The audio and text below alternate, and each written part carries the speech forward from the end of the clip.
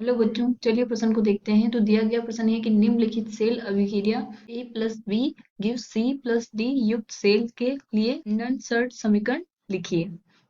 तो हमें सेल अभिक्रिया हमें दी गई है, इसके लिए हमें क्या लिखना है? नॉन-सर्ट समीकरण। तो सबसे पहले हम क्या लिखेंगे? मुख्य अवधारणा। मुख्य अवधारणा, तो वो क्या हो जाएगी? नॉन-सर्ट समीकरण। तो हमें पता होना चाहिए कि नॉन सर्ट समीकरण होती क्या है और उसको किस तरह से प्रदर्शित किया जाता है। यहाँ क्या होगा? नॉन सर्ट समीकरण। तो वो समीकरण क्या होती है हमारी? ई सेल बराबर ई नोड सेल माइनस 2.303 आर टी बटा एन एफ लोग 10 के आधार पर क्यू। तो ये क्या होती है हमारी? नॉन सर्ट समीकरण। इसमें हमारे लिए ये ई सेल क्या होता है? सेल विभव। ई नॉट मानक सेल विभव।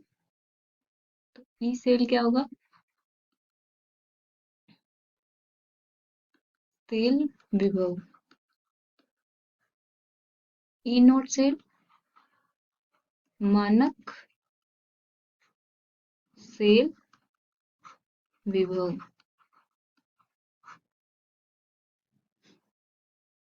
आर क्या है? गैस नियतांक। टी क्या है? तापमान। एफ क्या है? फेराडे नियतांक। और एन क्या है? इलेक्ट्रॉन की संख्या जो हमारी अभिक्रिया में भाग लेंगे वो। तो अब हमें क्या दिया गया है? एक अभिक्रिया दी गई है,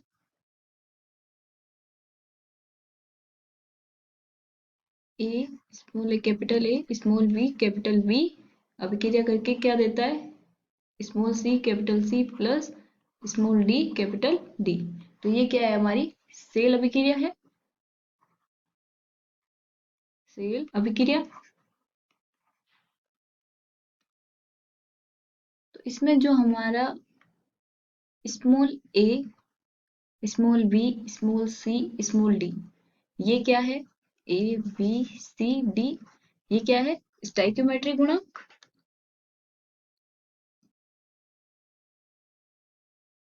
स्टोइकियोमेट्रिक गुणांक।